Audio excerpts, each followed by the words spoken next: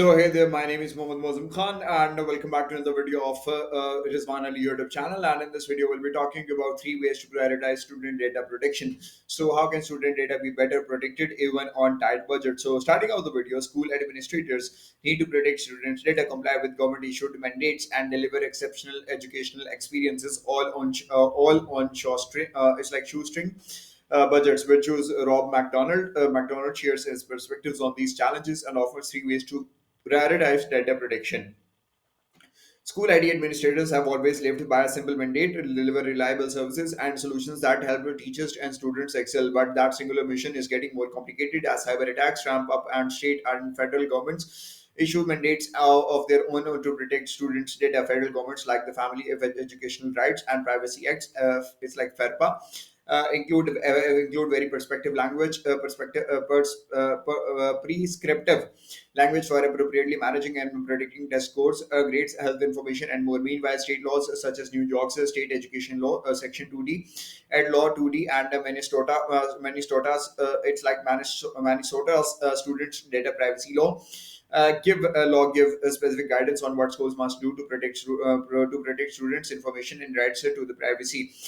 These are necessary regulations that can help protect sensitive student information during the time when schools and find themselves at the top of many cyber attacks. List of targets according to a report. What is it? So, according to a report issued by the K12 Security Information Exchange in 2021, there were 166 incidents affecting schools in 162 school districts across 38 states. That's mostly a lot, and we need to do that. We have to check this out, and we'll do for this one thing. So these are all of the things that are related to this that are related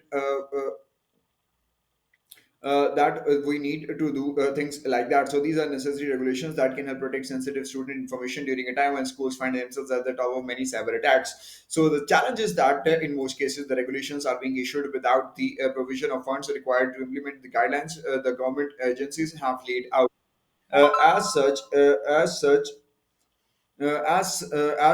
schools ID administrators are essentially being asked to do more, perhaps not with less, but with grant funds, which in some cases are barely enough to cover everyday IT expenditures. That makes a difficult and complex challenge even more daunting. As with other challenges, the best way to tackle them is to break them out, and you have to do this thing. So you need to do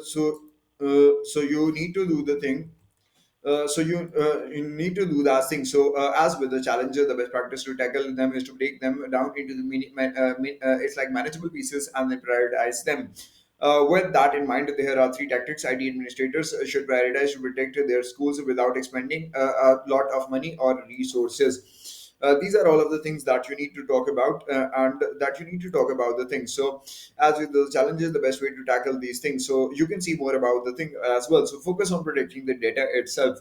Data is the common denominator underlying all cybersecurity threats. The entire organization remains at risk if data is not protected from the faculty of the students. That's why FERPA calls for stricter protection of students' personally identifiable information (PII), but there are exceptions for certain types of information.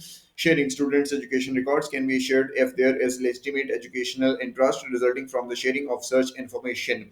That means, in certain circumstances, schools can share student data with, for example, a third-party provider supplying the school with an educational resource. Whatever happens after the provider receives that information is anyone's guess. Plus, the data is also often not well protected while it's being shared, and it's potentially vulnerable to infiltration as it's transmitted. To protect data at rest and in flight, administrators should target their security efforts on what really matters, the data itself, instead of spending funds investing in additional firewalls.